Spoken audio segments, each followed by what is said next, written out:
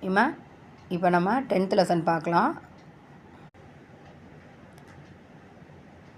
அபிமன்யு அந்த லெசன்லேருந்து ஸ்தான். ஃபஸ்ட்டு ஸ்தான் அப்படின்னா பிளேஸ், இடம்.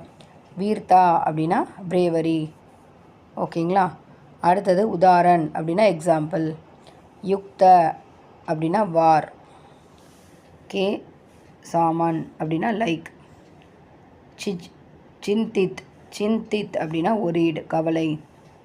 அடுத்தது மகார்த்தி அப்படின்னா கிரேட் வாரியர். ஸ்வர்க் அப்படின்னா ஹெவன். ஓகேங்களா? ஸ்தான், வீர்த்த, உதாரண், யுக்த, கேசாமன், சிந்தித், மகார்த்தி, ஸ்வர்க. மகார்த்தி, ஸ்வர்க. ஓகேங்களா?